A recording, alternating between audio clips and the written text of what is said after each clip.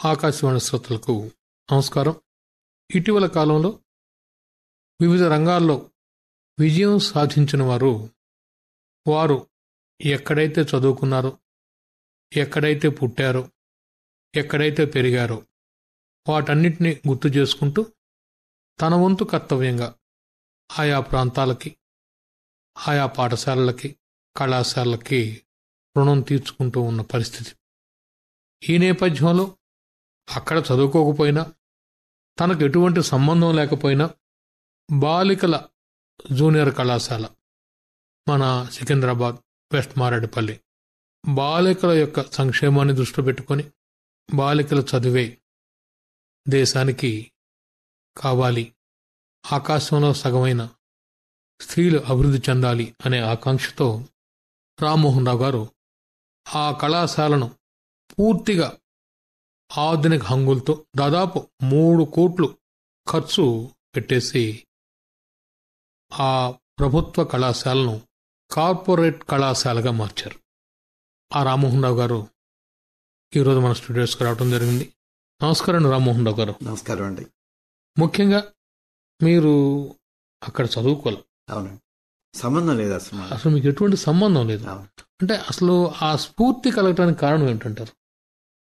దానికి కారణం ఏంటంటే అండి, నేను మొదటి నుంచి కూడా చదువు అంటే వ్యామోహం, చదువు అంటే ఉత్సాహం, మక్కువ, తోటి వాళ్ళందరూ కూడా బాగా చదువుకోవాలనే భావన మొదటి నుంచి ఉండేది.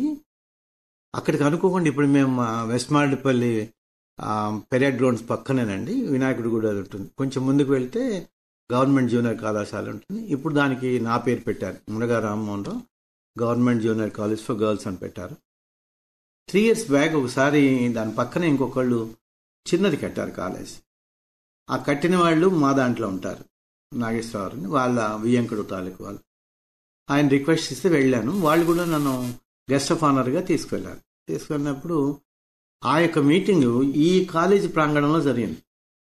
అక్కడ జరగటం వల్ల నన్ను మాట్లాడుకున్నారు. కడియం శ్రీహర్ అనుకుంటా, ఆయన ఎడ్యుకేషన్ మినిస్టర్గా ఉండేవారు. ఆ పైకి పిలిచేసి నేను హార్వర్డ్లో చదువుకున్నానని తెలిసిపోయి వెంటనే వెనకాల ఉన్నాను. అయినప్పటికీ ఆయన he force me to speak. మాట్లాడుతూ విద్య అనేది మనం పొందటమే కాదు, ఇవ్వటానికి కూడా మనం తోడ్పడాలి. గురువులకు కానివ్వండి, సంస్థలు కానీ అన్నిటికీ కూడా నేను రుణపడి ఉంటాను. అందువల్ల నేను కూడా ఏదైనా చేయాలని మనసులో ఎప్పటి నుంచే ఉందండి అన్నాను. ఆ మాట ఆ కాలేజ్ ప్రిన్సిపాల్ విన్నారు, శ్రీదేవి గారని. ఆయన వెంటనే మీటింగ్ అయిన వెంటనే అందరూ వెళ్ళిపోయి ఆయన తీసుకెళ్ళిపోయి శిథిలావస్థలో ఉన్నటువంటి ఆ కాలేజీని తీసుకెళ్లారు. లోపలికి వెళ్తే ఎప్పుడు స్లాబ్ మీద పడుతుందో తల ఇదవుతుందని వాళ్ళు అబాండన్ చేశారు. దాంట్లో పెద్ద పెద్ద దోమలు ఆ పరిస్థితిలో ఉన్నారు.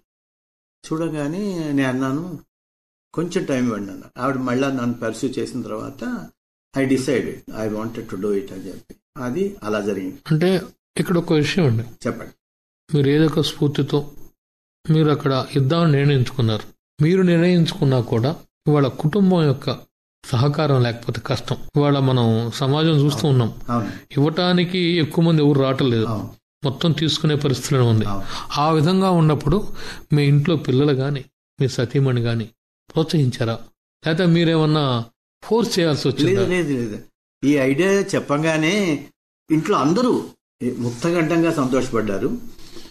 మా అబ్బాయిలు మా ఆవిడే కాదండి, మా ఆవిడ ఎప్పుడు she always be with me. మా కోడళ్ళు అన్నారు, మీరు మా 7 తరాలు వెనక్కి కానీ 7 తరాల ముందు కానీ ఇలా జరగలేదు మన కుటుంబాల్లో, మీరు ఒక legacy, leaving a legacy to all of us అండి. చాలా సంతోషమైన విషయం అని చెప్పారు. ఎక్కడ ఫోర్స్ లేదండి. నో వాళ్ళ కంట్రిబ్యూషన్ నేను అడగలేదు కానండి, బట్ తప్పకుండా అందరూ హర్షించారు. అంటే సహజంగా ఎట్టుంటుందంటే అది అటు ఇవ్వకపోతే మనకు వచ్చేది కదా అనుకుంటుంటారు. 100% వస్తుందండి. 3 అబ్బాయిలు నాకు. ఈ రోజుల్లో ₹1 చిన్న అమౌంట్ ఏంటండి, కాదు కదా. వాళ్ళకి ఈ అమౌంట్ అవసరం అయినప్పటికి కూడా వాళ్ళు స్థిరపడి ఉన్నారు.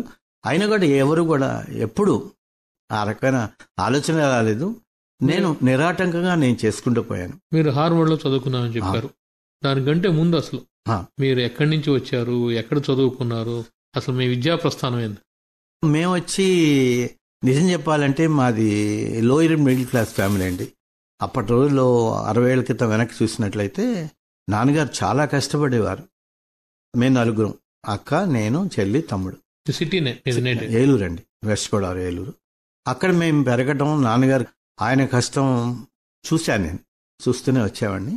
ఆ తర్వాత ఏలూరులోనే మున్సిపల్ హైయర్ సెకండరీ స్కూల్, దాన్ని కోటదిబ్బ స్కూల్ అని కూడా అంటారు, అక్కడ నేను 12th క్లాస్లో చదివానండి. తర్వాత సిఆర్ రెడ్డి కాలేజ్ అని ఉంది, బహుశా పేరు వినుంటారు, చాలా ఫేమస్. అవునండి, వారిది. ఆ కాలేజీలో బీఎస్సీ చేశాను. అక్కడ బీఎస్సీ చేయటం, కాలేజ్ ఫస్ట్ రావడం, తర్వాత ఏమో హాకీ కెప్టెన్గా ఉంటాం, అవన్నీ జరిగాయి. అయిన తర్వాత ఎంఎస్సి ఆంధ్ర యూనివర్సిటీలో సాలిడ్ స్టేట్ ఫిజిక్స్ అని ఎంఎస్సి చేశాను. ఎంఎస్సి చేసిన తర్వాత బయోమెడికల్ ఇంజనీరింగ్లో first time in the world ఒక కొత్త ఐడియాని తీసుకొచ్చాను నేను. కిడ్నీ స్టోన్ అనేది అందరికీ తెలుసు, కెమికల్ కాంపోజిషన్. కానీ కిడ్నీ స్టోన్లో అనేకమైనటువంటి లేయర్స్ ఉంటాయి, పల్సడి 10⁻⁻14 అంటారు, అది ఊహించలేము, నానో కంటే ఇంకా సన్నగా ఉంటుంది. అటువంటి పొరలు సముదాయమే ఈ కిడ్నీ స్టోన్ అనమాట. ఆ ఐడియా నాకు వచ్చి నేషనల్ లెవెల్లో మెరిట్ స్కాలర్షిప్ వచ్చింది పిహెచ్డి చేయడానికి. అది కొన్ని కారణాల వల్ల అక్కడ మన దేశ ఆర్థిక స్థితిలో పెద్ద పెద్ద ఎక్విప్మెంట్ కావాలి దాన్ని చూడాలంటే, రిజల్యూషన్ అంటారు. అందువల్ల అది నాకు ప్రీ డాక్టరేట్ వరకే వచ్చింది దాంట్లో. ఆ తర్వాత ఏదో మాటల్లో వచ్చి ఎవరో అన్నారు, ఊరిని కవులు చెప్తారు కానీ ఆల్ టుగెదర్ డిఫరెంట్, కామర్స్లో చేయగలుగుతారు అన్నారు. అదే ఉందిలే అని బీకామ్కి వెళ్ళాను. ఆంధ్ర యూనివర్సిటీ వైస్ ఛాన్సలర్ దగ్గరికి వెళ్ళిపోయి 3 ఏళ్ళు ఒకేసారి రాస్తాను, అవకాశం ఇస్తారని. అలా ఇవ్వడం నువ్వు పని చేసి నేను డిసెంబర్లో వెళ్ళా.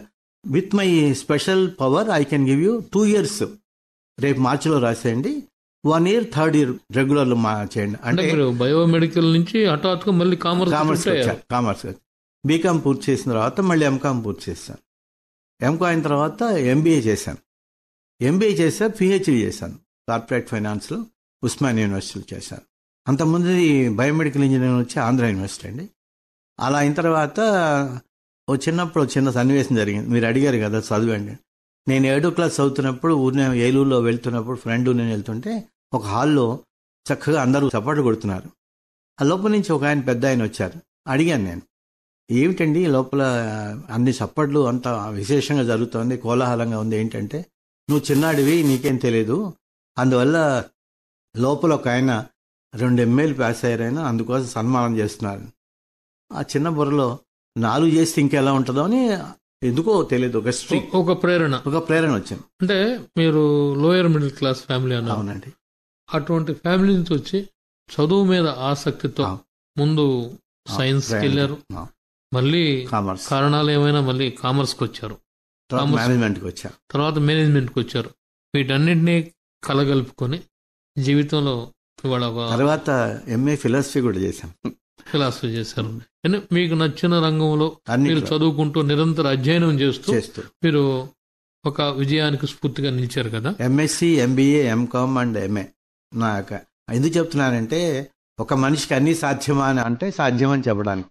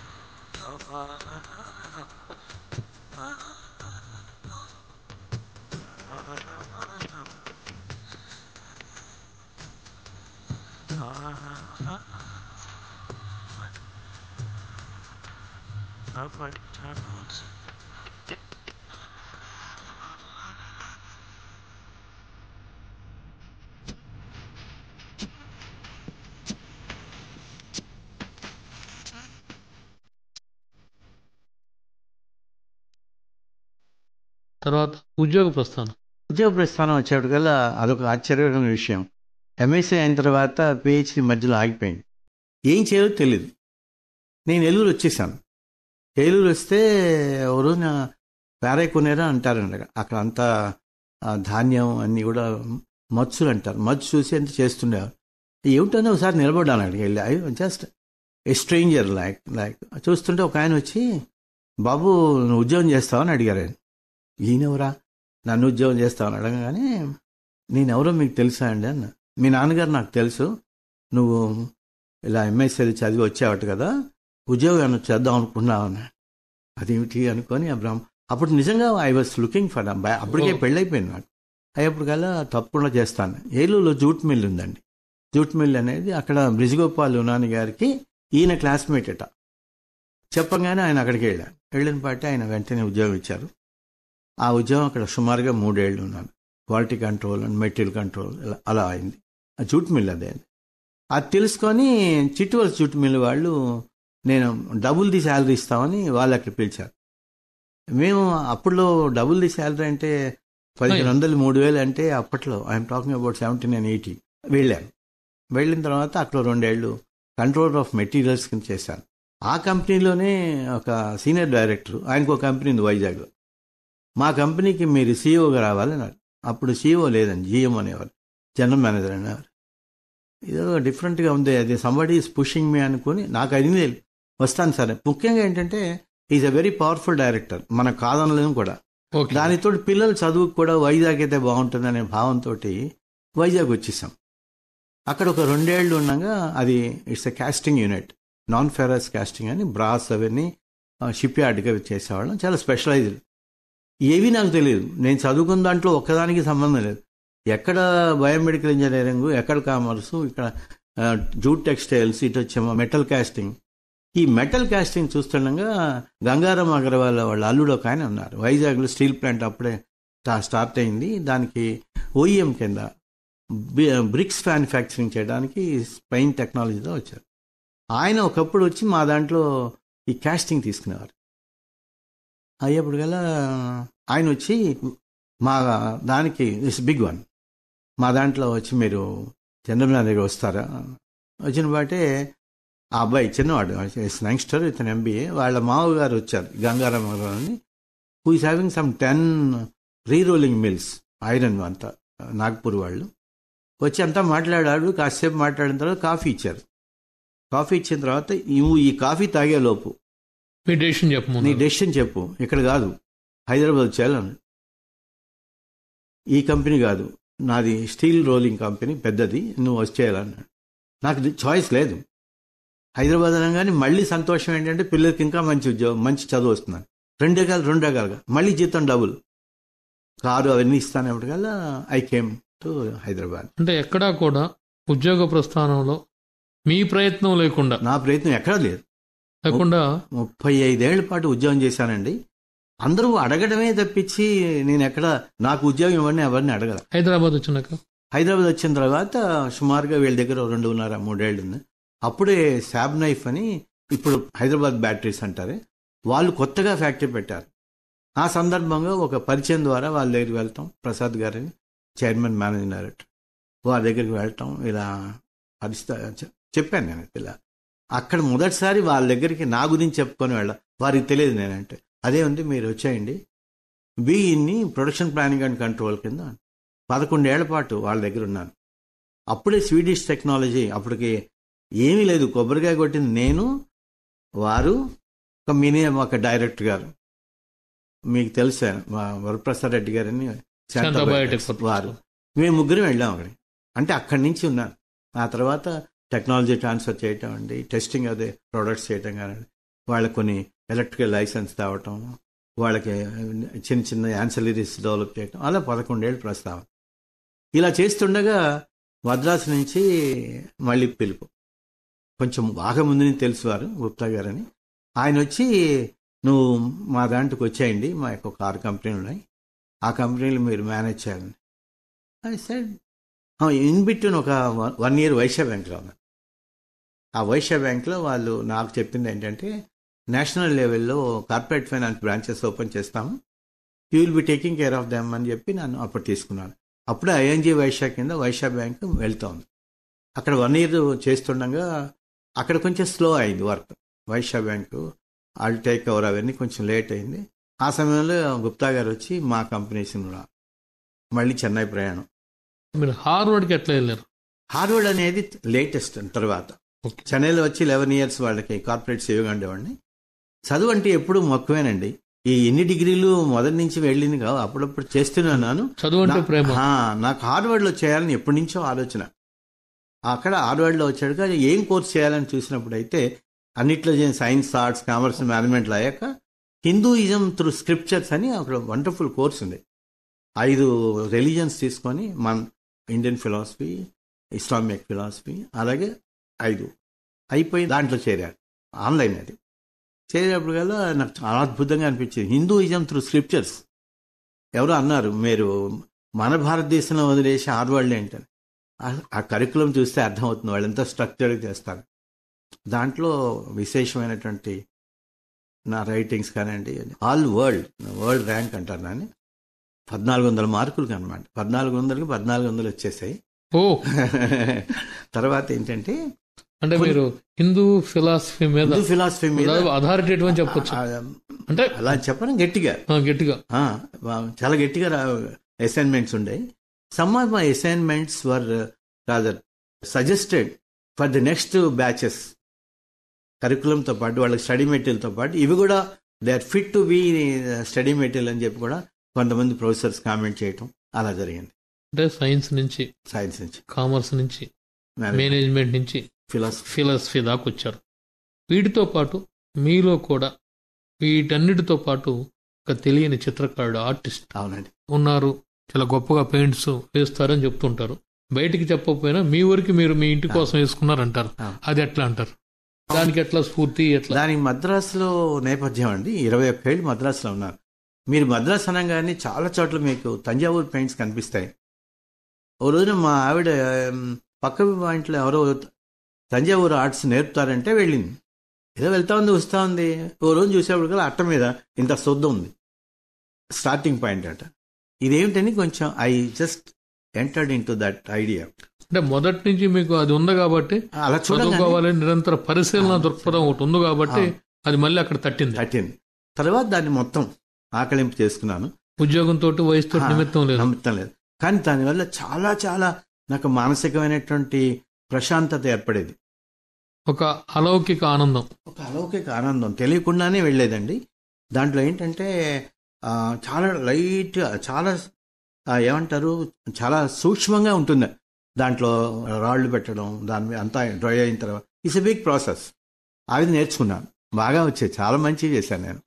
రాములవారి పట్టాభిషేకం అద్భుతమైంది, వెంకటేశ్వర స్వామి కానివ్వండి, చాలా బాగుంటాయి. అంటే మీకు హిందూ ఫిలాసఫీ మీద ఆసక్తి ఉంది తెలియకుండానే. అంటే తంజావూరు పెయింటింగ్స్ వాడు మార్కెట్లో అంటే విపరీతమైన, చాలా ఖరీదు కదా. మీరు ఆ రంగంలో కమర్షియల్గా వెళ్ళలేదు అసలు, ఎప్పుడు లేదు. మీ అంతటా మీరు మీ ఆనందం కోసం, సంతోషం కోసం. నేను మద్రాసులో ఉండగానే IFMR institute of financial management and research అని మద్రాసులో చాలా పెద్ద రీసెర్చ్ ఇన్స్టిట్యూట్. అక్కడంతా IIM, IIT వాళ్ళు తప్పించి ఎవరు ఉండరు ప్రొఫెసర్స్ గాను. అక్కడ నేను ఒక 6 ఏళ్ళు విజిటింగ్ ప్రొఫెసర్గా చేశాను. నాకు టీచింగ్ అంటే చాలా ఇష్టం అండి, చాలా చాలా ఇష్టం. నేను 14 ఏళ్ళు టీచ్ చేశాను MBA స్టూడెంట్స్కి. సుమారుగా 150 మంది పైన వాళ్ళ ప్రాజెక్ట్ రిపోర్ట్స్ అన్నిటికీ గైడ్గా ఉండేవాడిని కూడా. అన్నిటికంటే ముఖ్యం ఏంటంటే IFMRలోను, తర్వాత లీబా అని లైలో ఇన్స్టిట్యూట్ ఆఫ్ బిజినెస్ మేనేజ్మెంట్ అండి, మద్రాసులో తెలియని వాళ్ళు ఉండరు. ఈ IFMR is at par with premium management institution. 6 ఏళ్ళు కూడా బెస్ట్ విజిటింగ్ ప్రొఫెసర్గా నన్ను సెలెక్ట్ చేశారు. స్టూడెంట్స్ చేస్తారు వాళ్ళు. ఇలా ఉండగా 6 ఏళ్ళ తర్వాత ఒకసారి ఆ డైరెక్టర్ గారు పిలిచారు నన్ను, కాఫీ పిలిచి, మీరేమో ఐఐటి కాదు, మీరు ఐఐఎం కాదు, ఇక్కడ ఇంతమంది ఉన్నారు, మీరేమిటి మిమ్మల్ని హడావుడిగా మాట్లాడిస్తున్నారు మా వాళ్ళని. అదేముందండి, వాళ్ళంతా ఎక్కువ చదువుకొని మాట్లాడతారు, నేను ప్రాక్టికల్గా మాట్లాడతాను. I cite them so many examples of the industries which are successful, which have come up after losses. ఇవన్నీ చెప్తుండేవాడిని, మన అనుభవాలు. అనుభవం పాఠం చెప్పడం వల్ల ఏమైందంటే, ఇప్పుడు నా సొంత కథ చెప్పాను అనుకోండి, ఎంత ఇంట్రెస్టింగ్గా ఉంటుంది. Because it's a latent, it's a new one, it is not a replica. అంటే మీరు ఇన్ని దారులు అప్రయత్నంగానే సాగుతా ఉన్నాయి. అవును. మీరేమనుకుంటారు? నాకు ఒక 40 years బ్యాక్ నాకు ప్రేయర్లో జరిగినటువంటి ఒక ఎక్స్పీరియన్స్, ఆ ఎక్స్పీరియన్స్ కంటిన్యూ అవుతోంది. అది నా ప్రయత్నం ఏం కాదు. అక్కడ ఒక అవ్యక్త వ్యక్తి నాతో ప్రయాణం చేస్తున్నారేమని ఒక భావన. ప్రతి చోట, ప్రతి పనిలో కూడా, ప్రతి వ్యక్తిలో కూడా నాకు ఆ భగవంతుడు కనిపిస్తుంటాడు. అంటే భగవంతుడు అంటే అదృశ్య శక్తి, హీఈస్ దేర్ అనేటువంటి ఆలోచన. సంఘంలో అన్నీ ఉండి కూడా ఎందుకు ఇలా మనుషులు ముందుకు రాలేకపోతున్నారు అనేటువంటి ఒక రకమైన ఆవేదన ఉంటుంది, ఇప్పుడు ఉంది. అంతంత పెట్టుకుంటారు, దగ్గరగా ఉన్నారు అంతిమయాత్రకి, అయినా సరే చేయరు. ఒక ఆవేదన, వాళ్ళు చేస్తే బాగుండని. నాకేం అక్కర్లా, వాళ్ళు తోటి వాళ్ళు చేస్తే బాగుంటుందని.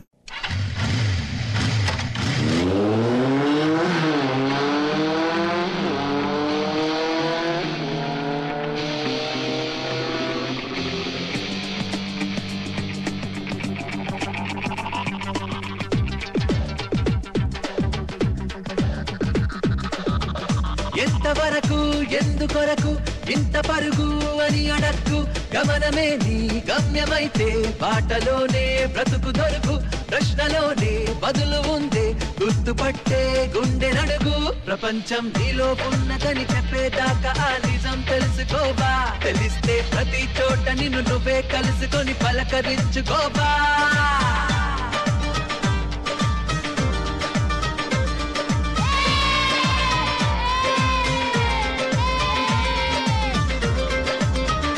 ఎంతవరకు ఎందుకొరకు ఇంత పరుగు అని అడక్కు, గమనమే నీ గమ్యమైతే బాటలోనే బ్రతుకు దొరుకు, ప్రశ్నలోనే బదులు ఉందే గుర్తుపట్టే గుండె నడుగు.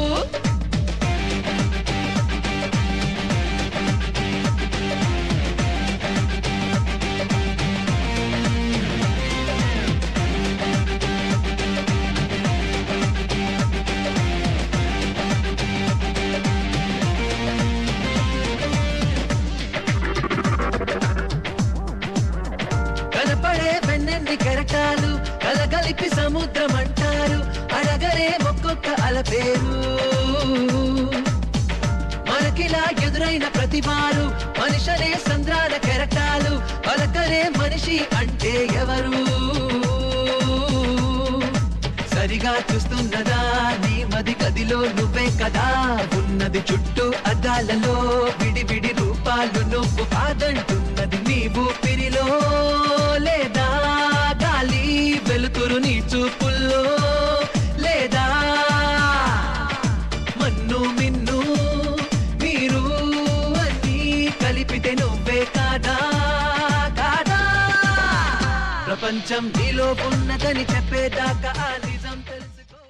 మీ ప్రస్థానం, మీ అలౌకిక ఆనందం, ఈ మీ ఫిలాసఫీ మీద ఉన్న మీకు ఈ నేపథ్యాలతో నేను పుస్తకాలు రాశానండి. నేను సద్గురు జగ్గి వాస్తవం తెలియని వాళ్ళు ఉండరు, ఈషాయోగా వారితో నేను ట్రావెల్ చేశాను. మానసరోవర్ అండ్ మౌంట్ కైలాష్కి ట్రావెల్ చేయటం అయిన తర్వాత, అంతకుముందు ఒకసారి నేను అమెరికాలో 2009 and 10 ఉన్నప్పుడు నాకు కొన్ని సమూహాలకి, సర్టన్ అసోసియేషన్స్, నేను భారతీయ సంస్కృతి సాంప్రదాయం మీద, మన సనాతన ధర్మం మీద మాట్లాడుతానని చెప్పా. ఏమిటో ధైర్యం మాట్లాడగానే.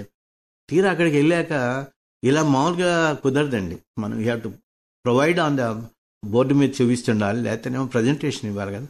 చేస్తుంటే 4 లెక్చర్స్ అంటే 4 గంటలు. మన దగ్గర సరుకు అంతా కలిపి 45 నిమిషాలు కూడా చాలు. మేము ఎక్కడో అమెరికాలో శాంట్ లూయిస్ అని అక్కడికి వెళ్ళినప్పుడు, మా ఇంటి పక్కిల్లో మా అబ్బాయి వాళ్ళు 3 ఏళ్లుగా ఉన్నారు అక్కడే. జగ్గి వాసుదేవ్ గారికి 10 ఏళ్లుగా భోజనం పెడుతున్న సుగంధమ్మ గారని వాళ్ళు వచ్చినారు. మేము వచ్చిన 2 రోజులకి వాళ్ళు వచ్చారు అక్కడ సమ్మర్లో. రాగానే పొద్దున పూట వాకింగ్కి అలవాటు. ఈ సుగంధమ్మ గారి హస్బెండ్ నన్ను తీసుకొని అలా వాక్ చేస్తున్నారు. ఒక రోజులోనే అర్థమైపోయింది, ఇలా కాదు నువ్వు మా ఆవిడతో మాట్లాడన్నారు. ఏం నేను కొత్తవాడిని ఏమిటనేది అంటే ఆవిడ అక్కడికి వెళ్ళానండి. ఆమె నాకంటే పెద్దవారు. వచ్చాడు కల్లా, తమ్ముడు ఏమిటి అలా నువ్వేదో కొంచెం ఇబ్బందిలో ఉన్నట్టునో ఏదో మానసికంగా అన్న. ఏం లేదమ్మా, అలా ఏం లేదు. ఆవిడ నేను ఆవిడకి అమెరికా లెక్చర్స్ అవన్నీ నువ్వు చెప్పి దగ్గర ఒప్పుకోనని కూర్చున్నారు. ఆవిడ కూర్చున్నాక, ఇలా అమ్మ ఇలా వచ్చాను, నాకైతే అందట్లేదు, but I'm confident I can speak for the 4 sessions అనుకుని. అలా కాదని లోపల నుంచి midnights with the mystic అని బుక్ తీసుకొచ్చారు. ఒక అమెరికన్ ఆవిడ సద్గురు అని 7 రోజులు కంటిన్యూస్గా ఒక ఐలాండ్లో కూర్చొని ఆవిడ యొక్క అన్ని డౌట్లు అడిగారు. ఆవిడ అన్ని రిలీజియన్స్ చూశారట. అప్పుడు మన దాంట్లో చూసి ఆవిడ రాస్తూ ఉండేవారు. ఆ పుస్తకం నాకు ఇచ్చారు. ఇంకేందో అది అద్భుతం అది. అప్పుడు ఆ పుస్తకం చదివాక సందేహాలను తీరిపోయాయి. అప్పుడు లెక్చర్స్ బ్రహ్మాండంగా వెళ్ళిపోవడం అయిన తర్వాత మళ్ళీ సుగంధమ్మ గారికి చెప్పా, ఇలా చాలా సంతోషమ్మా, ఈ పుస్తకాన్ని నేను తెలుగులో చేస్తాను, నాకు తెలుగు సరిగ్గా రాయటం రాదు, బట్ అయినా సరే I promise you I make it good అంటే అప్పుడు ఆవిడ వెంటనే ఫోన్ చేశారు కోయంబత్తూరు. ఫోన్ చేస్తే వారికి దీనికంటే ఇంకా మంచిది ఉంది, 20 ఏళ్ళుగా వెయిట్ చేస్తున్నాం మేము, మిస్టిక్స్ మ్యూజింగ్స్ అని ఉంది. సద్గురు ఎన్నో వేల మందితో ఆయన ఇంటరాక్ట్ అవుతారు. ఆ ప్రశ్నలు అడిగిన దాన్ని బట్టి అన్ని రికార్డ్ చేస్తుంటారు పక్కన. ఆ యొక్క లెవెల్ ఆఫ్ అడిగే వాళ్ళ యొక్క ఇంటెన్సిటీ ఆఫ్ ఎంక్వైరీ దాన్ని బట్టి ఒక 7 చాప్టర్స్ కింద చేసి పెట్టారు. 600-700 క్వశ్చన్స్ తీసుకున్నారు. ఆయన భాష ఏమో నేటివ్ ఇంగ్లీష్, మనలాగా ఉండదు. వాళ్ళు ఏమన్నారంటే, నాకు రిస్ట్రిక్షన్ ఏంటంటే don't go beyond the thought process of Sadhguru అన్నారు. అవన్నీ చేసుకుని తెలుగు నేర్చుకొని రాయటం, మాట్లాడటం వేరే, నేర్చుకొని పుస్తకంగా రాయటం నాకు రిటర్న్ అసలు సందర్భం లేదు, మాట్లాడేది కూడా లేదు. అన్ని చోట్ల హిందీ ఇంగ్లీష్ జరిగింది. అప్పుడు 2-3 చాలా గొప్పగా పనిచేశారు. శర్మ గారు అని చెప్పి వారంతా కూడా నా డ్రాఫ్ట్ కరెక్ట్ చేయటం. 3 ఏళ్ళు ప్రయాణం ఈ పుస్తకంతో. ఆ తర్వాత 12లో మిడ్ నైట్స్ మెడిటేషన్ అని చెప్పేసి ఉంటుంది. ఆ సద్గురు శివరాత్రి రోజున ప్రతి ఏడు చేస్తారు. 7-8 లక్షల మంది వస్తారు అన్ని దేశాల నుంచి. ఆ రోజు నా బుక్ ఒకటే అక్కడ రిలీజ్ అయింది. ఆ రోజు ప్రోగ్రాంలో పెద్దది నాదే అన్నమాట.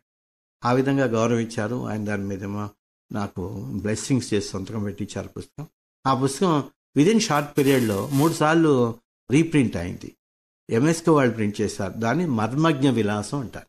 ఇవన్నీ కూడా మీ బాల్యం నుంచి కూడా మీరు చెప్పిన జీవన గమనాన్ని చూస్తే అన్ని అప్రయత్నంగానే జరుగుతున్నాయి. అవును, నేను ఇది కావాలని మీరు అనుకోవట్లేదు. కూడా చాలా ఆశ్చర్యం. మీరు చెబుతుంది ఏంటంటే అన్ని మీరు అనుకున్నది కాదు, అన్ని అప్రయత్నంగానే జరుగుతా ఉన్నాయి. నన్ను ఎవరో నాకు తెలియకుండా ఏదో ఒక ప్రేరణ, అంత ప్రేరణ నన్ను నడిపిస్తూ ఉంది అంటున్నారు కదా. ఇన్నేళ్ల ఈ ప్రేరణ ఇది మీలో ఉన్న దాతృత్వ గుణాన్ని వెలికి తీస్తుందంటారా? చదువుకున్నప్పుడు ఒక ఆశ్చర్యకరమైన విషయం ఏంటంటే, మాది లోయర్ మిడిల్ క్లాస్ నేపథ్యం అని చెప్పాం కదండి. అయితే నేను బీఎస్సీ ఫస్ట్ ఇయర్లో ఉండగానే మా నాన్నగారు 106 రూపాయలు ఫీజు కట్టేశారు. పుస్తకాలు అయిపోయినాయి. ఎవరో అడిగితే సంతకం పెట్టేశాను. సోషల్ వెల్ఫేర్ స్కాలర్షిప్ అట, నాకు తెలియదు. పెట్టమన్నాడు, ఎవడో ఫ్రెండ్ పెడితే పెట్టాను. 125 రూపాయలు వచ్చాయి. మా ఫ్రెండ్ చెల్లెలకి అడ్మిషన్కి 106 రూపాయలు లేక, అప్పట్లో ఇన్ని స్కాలర్షిప్స్ అయి ఉండే కావాలి, 106 రూపాయలు లేక అమ్మాయి చదువు ఆపేస్తాను. She was a bright student. అయితే ఇది నువ్వు తీసేసుకో, నాకెందుకు, ఇది 125 అమ్మాయికి ఇచ్చేసాను. ఆ విధంగా వచ్చిన ప్రతి ఏడిది అమ్మాయికి ఇచ్చేసాను. అమ్మాయి బీఎస్సీ పాస్ అయింది, స్టేట్ బ్యాంక్లో ఉద్యోగం చేసింది. ఆ తర్వాత ట్రాక్ లేదు నాకు ఏమైంది అనేది. అప్పటి నుంచే ఈ స్టార్ట్ అయిందండి. మా నాన్నగారు మా తాతయ్య గారు ఇద్దరు కూడా విశేషమైనటువంటి దాతృత్వం మనుషులు. అమ్మ నాన్న, మా నాన్నగారు. మా నాన్నగారికి అన్నదానం అంటే అద్భుతమైన, ఆయన భోజనాన్ని మానేసి ఇంకోటి పెడతారు. ఒక వారసత్వంగా వచ్చింది నేను అనుకుంటాను. మా తాతయ్య గారు, అమ్మ నాన్న, ఆయనది వచ్చిందేమో అనిపిస్తుంది నాకు. ఆయన గురించి చెప్పాలంటే విశిష్టమైన వ్యక్తి ఆయన. అట్లా వారసత్వంగా ఈ దాతృత్వం తెలియకుండానే ఉంది.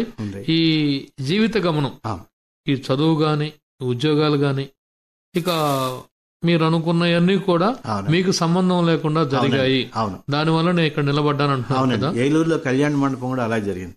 వాళ్ళు కాసిన ఇటుకలు ఇమ్మని కజిన్ సిస్టర్ హస్బెండ్ అడిగితే, ఇటుకలు ఏమిటి అసలు ఏమిటంటే అప్పుడు చెప్పుకుంటూ వచ్చారు. ఇప్పుడు సుమారుగా 15 లక్షలు మొత్తం కళ్యాణ మండపం కట్టేయండి. అది కళావేదిక అంటారు దాన్ని ఏలూరులో. నేను ఎక్కడైతే ఫస్ట్ నిలబడి ఈ ఉద్యోగం ఎవరైతే అప్రయత్నంగా వచ్చారో అదే ప్రాంతంలో రామాలయం కట్టడం, దాని పక్కనేమో కళ్యాణ మండపం కళావేదిక లాగా అది కట్టడం జరిగింది. అలా చాలా చేశాను. ఇదే కాకుండా ఓసారి గొల్లపూడి మారుతిరావు గారి పేరు విని ఉంటారు కదా, వారు మిస్మీలో ఒక ఆర్టికల్ రాశారు. వారు ఆకాశవాణిలో కూడా పనిచేశారు. అలాగా తెలియదు నాకు, సినిమా యాక్టర్ గా. అవును, దానికి ముందు ఆకాశవాణిలో పనిచేశారు. అలా అండి. వారు మిస్మీలో ఒక ఆర్టికల్ రాశారు, హిడెన్ స్ప్రౌట్స్ అని చెప్పి. వైజాగ్లో ఒక ఆయన శ్రీనివాసరావు అని పెళ్లి కూడా చేసుకోరు పాపం, 40 years ఉంటాయట. పిల్లలు కొంతమంది పని వాళ్ళ పిల్లలు మానసికమైనటువంటి వికలాంగులు ఉంటారు కదా, వాళ్ళని తీసుకొచ్చి వాళ్ళందరికీ షెల్టర్ ఇచ్చారు. 40 మంది, ఒక్కళ్ళనే మనం చేయలేం కదా. ఆయన రాశారు దాని మీద, ఆ పిల్లల్ని ఇతను ఎంత కష్టపడి చేశారు. అది చూడగానే అశ్వినికి ఫోన్ చేసి, ఎవరో అని అనుకుంటున్నాను, వాళ్ళని పిలిపిద్దామండి, I want to give some money to them అండి. పిలిపించాం, వచ్చారు, హైదరాబాద్ వచ్చి ఆయన సన్మానం చేసి ఆయనకు 2 లక్షల రూపాయలు అప్పుడే ఇచ్చేసాను అనుకోకుండా. ఆ ఆర్టికల్ చదివి తర్వాత మారుతిరావు గారు అన్నారు, నా 40 ఏళ్ల రచన దాంట్లో ఎన్నో అనేకమైన రాశాను నేను, నా దానికి ఇంత స్పందన అన్న మొదటి వాడివే నువ్వు అంటే. అప్పుడు నీ నేపథ్యం ఏమిటన్నా, నేనేం డబ్బు ఉండి చేయట్లేదండి, నేనేం డబ్బు ఉండి చేయట్లేదు అని చెప్పుకుంటూ ఆయన రాగానే మా ఇంటికి కూడా పిలిచి వారికి సన్మానం చేసి మిస్మీ ఆఫీస్లో వచ్చి వాళ్ళందరూ ఎదురుగా 2 లక్షల రూపాయలు ఇచ్చేయడం జరిగింది. వాళ్ళు దాంతో పిల్లలకి భోజనశాల ఏర్పరిచారు. దానికి మళ్ళీ ఈయనే మారుతిరావు గారే రీఇనాగ్రేట్ చేశారు. నేను అప్పుడు అమెరికాలో ఉంటామని వెళ్ళలేకపోయాను. అంటే ఈ దాతృ అనేది అప్రయత్నంగా ఎప్పటి నుంచో కొనసాగుతూ ఉంది. వాటిల్లో భాగంగానే వాళ్ళ అద్భుతమైన ప్రభుత్వ జూనియర్ కళాశాల కార్పొరేట్ కళాశాలగా తీసుకురావటానికి మీరు చేసిన సహాయం మామూలు కాదు కదా. ఎట్లా అనిపిస్తా ఉంది మీకు? చాలా సంతోషంగా ఉంది. ఇంకో ముఖ్యమైన విషయం, మీరు అప్రయత్నం మాట ఒక్కసారి మాట్లాడతాను. ఈ పోయిట్రీ గురించి మాట్లాడినప్పుడు రోజు తెల్లారుజామున నీవార శోకవత్వన్వి అని మాకు పురుషోక్తంలో వినపడుతోంది. నేనే చదివేస్తున్నాను అనమాట. ఇది ఎక్కడ గొడవ, అసలు నేను ఎప్పుడు చదివింది లేదు, నాకు తెలియదు, అది నా నోటెమ్మడి వచ్చేస్తా ఉంది. అది తెల్లారుజామున అయిన తర్వాత మా ఫ్రెండ్స్కి రాసా, ఇది ఉందని. అంటే అయ్యో అదేమిటి, మీరు నారాయణ సూక్తం చూసినట్టే దాంట్లో ఉంటుంది. ఇది ఎందుకు అయిందో అప్పటి నుంచి అండి ఒక కన్స్ట్రక్టివ్గా పొయిట్రీకి ప్రారంభం అని చెప్పచ్చు. మీ జీవిత గమనాన్ని నేను ప్లాన్ చేయలేదండి. నా జీవిత గమనాన్ని నేను ప్లాన్ చేసినట్టు ఏనాడు అనుకోలే, ఇప్పటికీ అనుకోలేదు. ఇబ్బందులు ఉన్నాయి, లేవన్లా. మనిషికి అనేక రకాల ఇబ్బందులు ఉంటాయి, అన్నిటినీ తోసుకుంటూ వెళ్ళిపోవడమే. మీ పిల్లలే ఉంటారు ఇప్పుడు ఇన్నేళ్ళు, సరే తొలి దశ బాల్యం నుంచి వాళ్ళు కూడా ఎదిగారు, పెళ్ళి అయిపోయి స్థిరపడి ఉంటారు కదా, వాళ్ళు ఏమంటారు? మీ గురించి ప్రేరణ పొందటం, స్ఫూర్తి పొందటం ఉందా? అంటే వాళ్ళందరినీ చిన్నప్పటి నుంచి కూడా వీలైనంత వరకు మంచిగా చదివించడానికి చేసేవాడిని. అయితే వాళ్ళ బాల్యంలో నేను పెద్దగా టైం స్పెండ్ చేయలేకపోయాను బికాస్ ఆఫ్ మై జాబ్. పొద్దున్న 7 వెళ్ళేవాడిని, రాత్రి 9 అలా. ఓన్లీ ఆదివారం ఒకసారి కలిసిన రోజులు కూడా ఉన్నాయి. ఎందుకు పడుకుంటారు, నేను వచ్చాడు కదా. వాళ్ళకి కావాల్సినంత చేయటం జరిగిందండి. పెద్ద అబ్బాయి ఎంఎస్ MBA యుఎస్లో, హీఈస్ ఎ నెట్వర్కింగ్ మేనేజర్. రెండో అబ్బాయి వచ్చి లండన్లో ACS అని చేసి ఇండియాలో CA చేసి, ఆ అబ్బాయి ఏమో ఇప్పుడు ఒక సోలార్ పవర్ కంపెనీ పెట్టుకున్నాడు. మూడో అబ్బాయి వచ్చి is a brilliant boy. He did his MS in artificial intelligence. He is a doctorate in artificial intelligence. He is an MS in business maths. అవన్నీ కష్టం. యూనివర్సిటీ ఆఫ్ ఇలినాయిస్ షికాగోలో ఒక పెద్ద కంపెనీలో అబ్బాయి సాఫ్ట్వేర్ సపోర్ట్గా ఉంటారు ఆయన.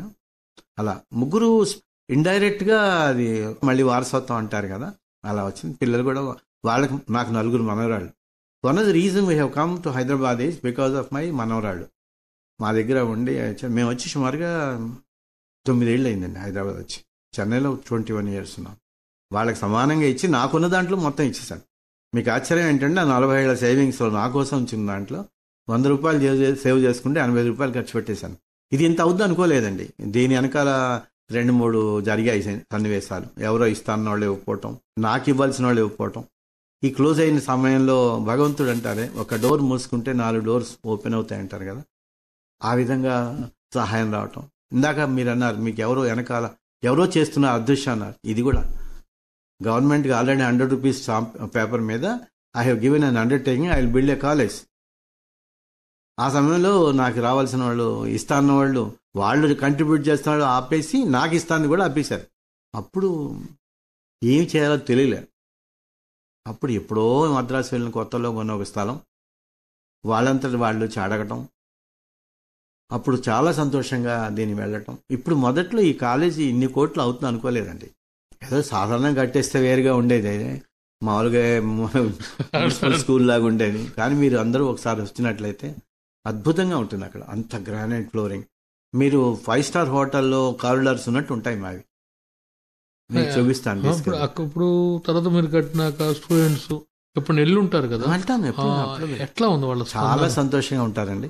టీచర్స్ చాలా ఎంత కృతజ్ఞతగా ఉంటారంటే, వాళ్ళకి పడిపోయి రూముల్లోనూ కొన్నాళ్ళు టైం అక్కడ దొరకరు. చెట్ల కింద కూడా క్లాసెస్ పెట్టిన కేసులు ఉన్నాయి వాళ్ళకి. చాలా సంతోషంగా ఉంటారండి. మా ఒక్కొక్క రూములో 150 మంది కూడా ఉండొచ్చు, అంత పెద్దగా కట్టాం. ఇప్పుడు మీరు కొత్త బిల్డింగ్ వచ్చినాక ప్రవేశ సంఖ్య ఇంకా 600 పెరిగిందండి. ఇప్పుడు 2000 మంది దాకా. 2000 మంది దాకా. ఫస్ట్ ఇయర్ 1000 మంది ఉంటారు, సెకండ్ ఇయర్ ఆటోమేటిక్ గా ఇంకా ఆ పెరిగిన సంఖ్యను చూసినా కూడా మీకు చాలా సంతోషం. మొన్న వెళ్ళినప్పుడు కూడా జేబులో ఉన్న డబ్బులన్నీ కూడా 10th క్లాస్ లో ఎక్కువ వచ్చిన అందరికి తలా పంచేసి వచ్చాను. అక్కడ లాస్ట్ ఇయర్ 18 మందికి premier institutes like IIT Chennai వాటిలో సీట్లు వచ్చాయి. Can you imagine? గవర్నమెంట్ కాలేజీలో ఇంటర్మీడియట్ పిల్లలకి ఐఐటి లాంటి దాంట్లో ప్రవేశం అంటే. ఇప్పుడు ఏంటంటే అంటే మీరు ఇప్పుడు తెలియకుండానే బేటీ పడావో బేటీ బచావో అంత అంత అంత ఆలోచన వెళ్ళలేదండి. కానీ ఇది సమన్వయం అవుతుంది. ఎందుకంటే ప్రతి ఇయర్ ఏంటంటే స్కూల్లో బెస్ట్ స్టూడెంట్కి గోల్డ్ మెడల్, ఆ పిల్లకి కొన్నాళ్ళు బాగా ఉంటాయని బట్టలు, అది ప్రామిస్ చేశారు. లాస్ట్ ఇయర్ ఇచ్చాను, ఈ ఇయర్ కూడా ఇస్తాను. ఇది నిరంతరం ఇది సాగుతూ ఉంటుంది. ఆ బిల్డింగ్ మెయింటెనెన్స్ కి ఒక దీనిలో ఫౌండేషన్ పెడదాం అనుకుంటున్నాం. మా అబ్బాయిలతో చెప్తే తప్పకుండా చేస్తా ఉన్నారు. చివరిగా ఒక విషయం చెప్పండి.